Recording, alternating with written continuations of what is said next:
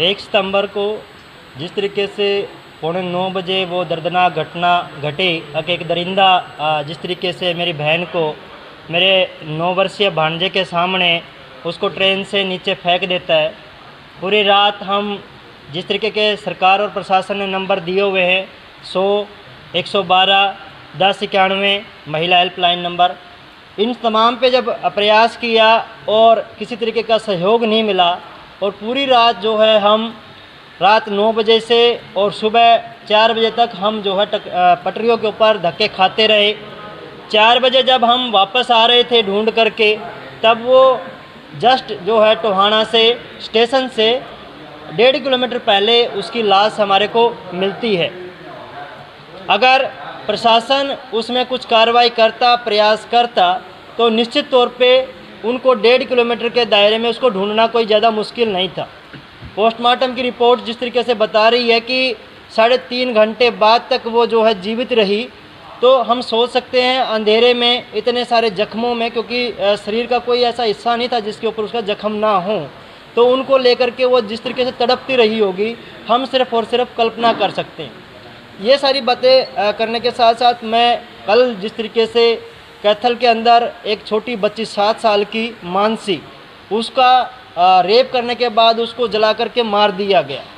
मैं उसको भी इसलिए मेंशन कर रहा हूँ क्योंकि बहुत सारे साथी हमारे से पूछते हैं कि जब दरिंदा पकड़ा गया तो अब इसको लगातार जो है इस तरीके के प्रोटेस्ट, कैंडल मार्च या फिर जो है कुछ और करने की ज़रूरत क्या बचती है। तो मैं कहना चाहता हूँ, क्या अकेली मनदीप कौर को न्याय मिल जाने से या फिर दरिंदा पकड़े जाने से सारी महिलाओं के साथ न्याय हो गया? क्या जो है वो पुलिस संवेदनशील हो गई? क्या वो स्टेशन मास्टर जिसकी जिम्मेवारी बनती थी, जिसको कहा गया था कि इस तरीके से महिला को फेंक दिया गया, क्या उसने अपनी जिम्मेवारी निभाते हुए किसी को भेजा उसे ढूंढने के लिए? तो वो सारी चीज़ें नहीं हुई। तो हम कह सकते हैं कि समाज में आए दिन इस तरीके की घटनाएं लगातार हो रही हैं और उसको हमें लगातार जो है लड़ते रहने की ज़रूरत है। मैं एक 7 साल की छोटी बच्ची का पिता भी हूँ। जब वो खेलने के लिए जाने की कहती है गली के अंदर बच्चों के साथ, तो निश्चित तौर पे अंदर से डर पैदा होता है कि कहीं वो बच्ची वापस ठीक तरीके से घर के अंदर आ पाएगी या नहीं आ पाएगी। इसीलिए इस लड़ाई को हम जहाँ तक हो सकता है वहाँ तक ले जाने का प्रयास करेंगे और जितना जो कुछ भी हमारे से बन पड़ेगा वो करते रहेंगे। अभी आगामी जो साथी का इस्तीफा इसी नाते मांगा जाता है, स्टेशन मास्टर की नौकरी पे इसीलिए आ चाहते हैं, तो ये भी हम इसमें जोड़ने वाले हैं कि वाइकेरियस लायबिलिटी के तहत न केवल यहाँ के कर्मचारी बल्कि जो मंत्री हैं वो भी और गृह मंत्री भी अपनी इस चूक के लिए नैतिक जिम्मेदारी लेते हुए अपने इस्तीफे दें।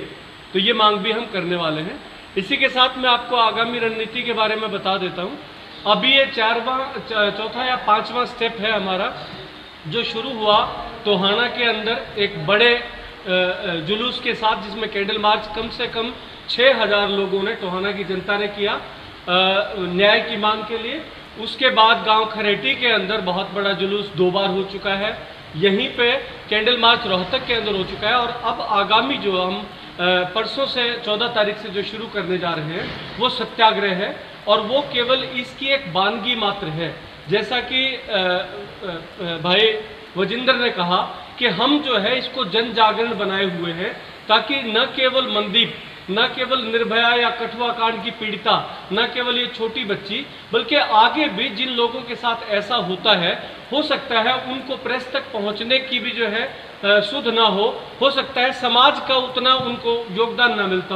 हो सकता है कि राजनीति के अंदर उनका कोई योगदान ना हो, तो ये मंच स्थायी मंच रहेगा और ऐसी बहनों, ऐसी माताओं के लिए अगर आगे भी कोई ज़रूरत पड़ेगी तो हम उनके लिए भी लड़ाई लड़ेंगे। अब जो सत्याग्रह हम शुरू कर रहे हैं ये केवल सरकार को एक चेताने के लिए और जनता को जागरूक करने के लिए हम 24 घंटे का सत्याग्रह कर रहे हैं, जिसके अंदर अनशन भी होगा 24 घंटे का। 11 या 21 आदमी अनशन पे बैठेंगे, पूरी तरह अंजल त्याग के 24 घंटे, यानी 14 तारीख को